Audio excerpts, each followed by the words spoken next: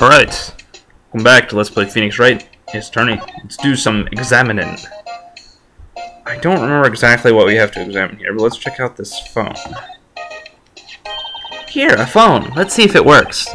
Hey, don't touch stuff we don't need to be touching. I can't hear anything. My ears! No, my ears! Maybe it's due to the barometric pressure. What is she babbling about? Hey, what did you just say? See, you can hear just fine. The phone's broken. Oh yeah, there's more stuff over here that we need to check. Well, no time to waste. Let's get hunting for clues. I wonder what this is. Well, partner, looks like you got no intention of going home quietly. The sheriff! Like I said before, this here's our claim. You best be moseying along, unless you're fixing to bite the bullet. Gah, scary! Not really. Could you just tell us one thing? Who owns that car? Well, the little filly's got a good nose on her. You want to know who rides that red Mustang with this body in her saddle, eh? Please. No problem, partner. About time for victuals, anyway. Get yourself to the saloon up on the 12th floor of the prosecutor's office. Might just find you a cerveza you like. Prospector's office? Where does this guy think he is? And when, for that matter? Note to self, look up Vittles, Saloon, Cerveza. Maybe we should check out room 1202, the High Prosecutor's office. In any case, stay away from the car. You can look around here all you like. Just keep your paws off our claim. Right, great. Great, maybe there are some clues around here, Mr. Wright. Let's check it out. Excuse me? Were you two all set? Us? And who might you be? Silence, kitties. Stop trying to kill each other and silence. I'm recording. Calm down. You can both be living in the same house. It is perfectly okay. What's this? She couldn't be. You're selling lunches? Here? This is a crime scene. Hello. Half and half, was it? Oh, thanks. And you, sir? Yes? Some crunchy goodness coming at you. Thanks. Interesting way of doing business. This area is off limits to anyone without clearance. Especially passers-by. Or are you officers? No, but you don't exactly look like the type to have clearance. Well, that's hardly a way to greet someone. Even if my days as the cough-up queen are over. Cough-up? Huh? You know, I'm feeling kind of full. Maybe I'll pass on lunch. I'm quite connected to this case, you see. The images are burned into my eyes, you might say. Yes, all the sordid secrets. Secrets? Dear me, you are a slow one, aren't you? Whoa, hair flip. I'm referring to the murder, the stabbing of that detective. What?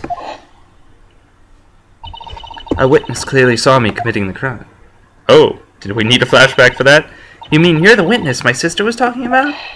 Please, cough-up queen, tell us what happened. The name is Angel Star. Don't you go forgetting it. Or before you know it, I'll have you whimpering at my heels. Yes, ma'am. Yipes, she means it. Alright, well, let's talk to the cough-up queen. Let's talk about the case. Somehow I knew. Yesterday was a day of destiny. I knew something was going to happen. Just like I know that the daily special on Friday every week is salmon. Destiny? Was yesterday special for some reason? You're a defense attorney, right? You should know then. You should know the foul misdeeds of the evil ones who haunt this den of iniquity. Evil ones? Prosecutors, they have no qualms at all about blackening the name of innocence. And yesterday they paid homage to the most evil one of all.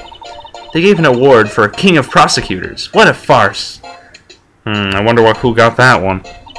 So she's saying there was some sort of prosecutors' convention yesterday?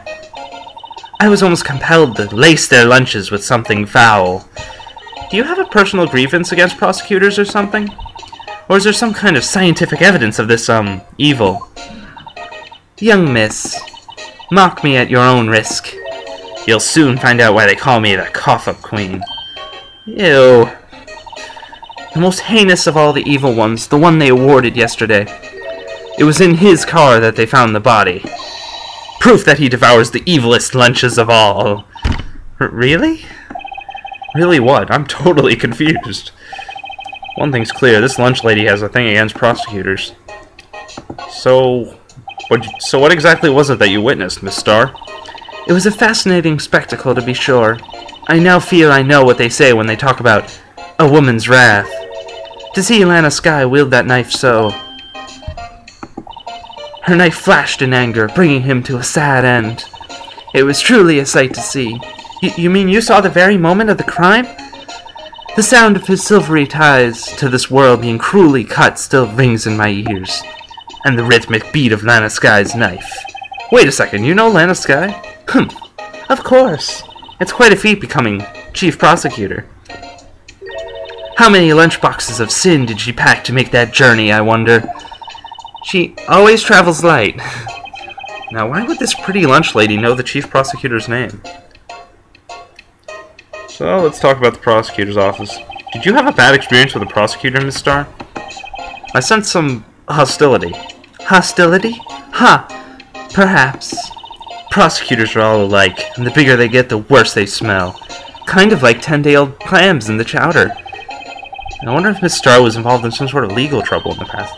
That'd be a sure case of food poisoning. Scientifically speaking, of course. I mean, now you're talking cough-up queen. I thought she was just a lunch vendor, but now I'm not so sure. Let's talk about you.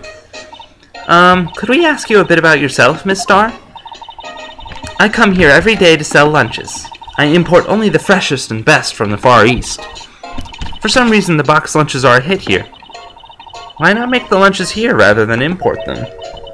Did you say something? No. Only true connoisseurs can understand. The kind you can only tell someone who has tried General Tso's Trilobite lunch set. Never mind, you win.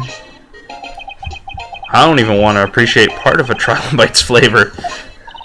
Anyway, I come here every day to sell lunches. My boyfriend works in the security room here at the prosecutor's office. Your boyfriend? See the security room over there? The glass-walled booth? I sell my lunches, and since I'm here anyway, I drop in to see him. Since you're here anyway, I guess selling lunches is more important than romance. So, to scientifically analyze the data available so far, you, Miss Starr, are a lunch vendor with an ulterior motive for coming here. Useful analysis. Not. Okay. I'm pretty sure that's all we can do here. So let's go to the High Prosecutor's office. That thing on the wall. It looks... I don't know... familiar. It looks very... fancy, kind of. This is the kind of room that just screams, I can do the job.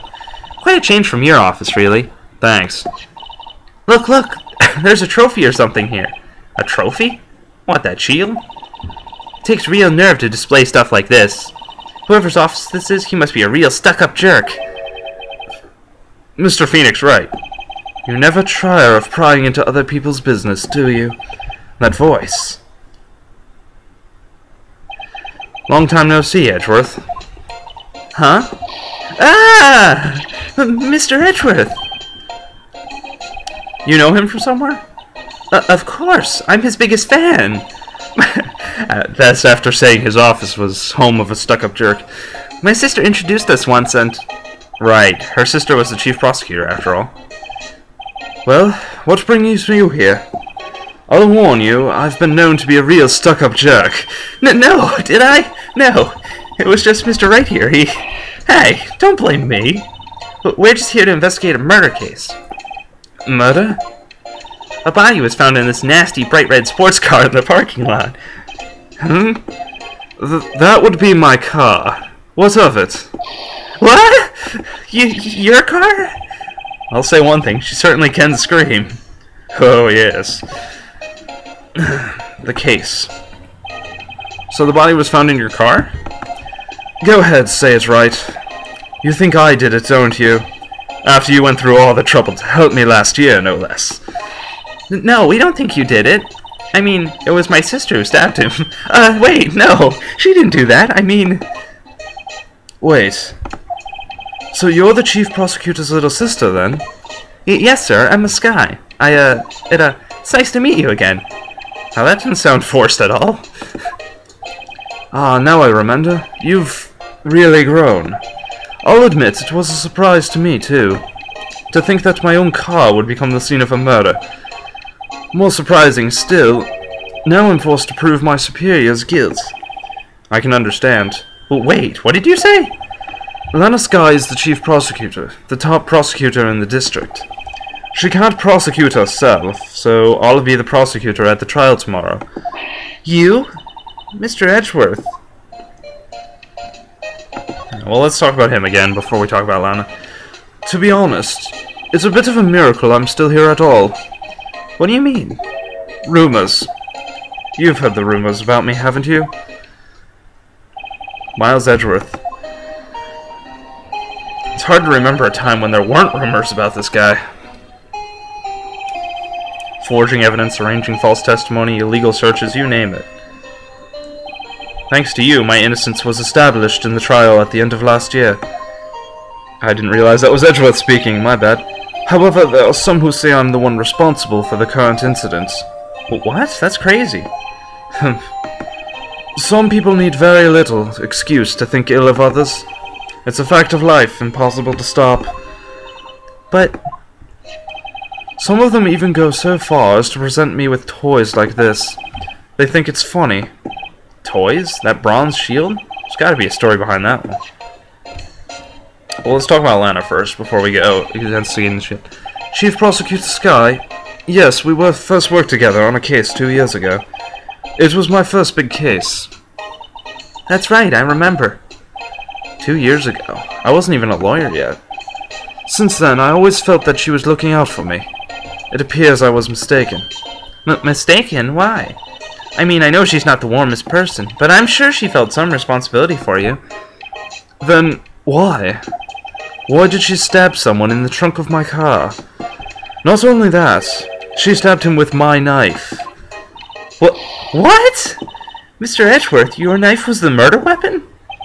To be specific, it was the knife I kept in the toolbox in the trunk of my car. Edgeworth? What?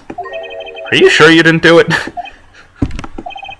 Come on, can't he take a joke? You actually made a few during this conversation. I'm surprised. You have a strange sense of humor, Mr. Wright. Alright, well, let's go examining the shield over there.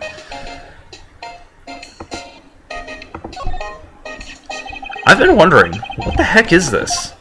It has a big K on it. Of prosecutors. Huh? What's that? It's the King of Prosecutors trophy. King of Prosecutors? It's a great honor. They send that shield to the best prosecutor each year. What? What? So that K, that's... K stands for king? Yeah, you got a problem with that? I didn't design the thing. King of Prosecutors? Kinda like Employee of the Month, only better. I didn't realize that Phoenix was talking at once when he was explaining the trophy. My bad! I accented wrong. I apologize. Alright. I'm pretty sure we can... Well, I want to examine this thing. Wow, this jacket is even lacier than his usual ones.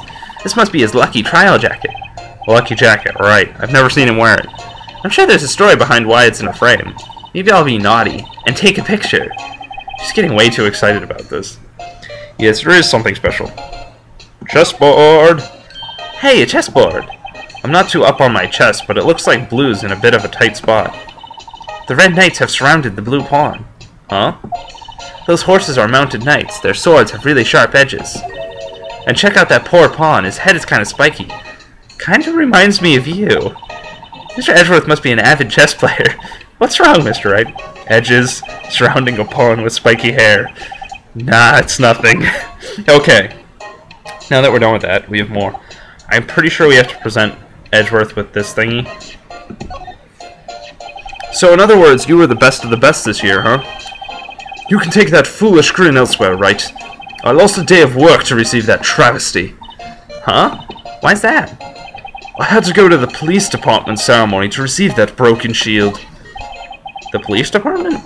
Yes, right next to the police station downtown. You've been there, correct? Where Detective Gumshoe works? Yeah. I was wondering something about your shield. Why is it broken? What does it matter? I've got more important things to worry about. Oh, right. He doesn't seem too concerned about his award, for better or for worse. Yesterday was a very busy day for the prosecutor's office. Maybe we should ask him more about yesterday? Yep, we did have to. Alright. Let's talk about the day of the crime. Could you tell me more about yesterday, the day of the murder? Yesterday was the annual cleaning day at the prosecutor's office. Cleaning day?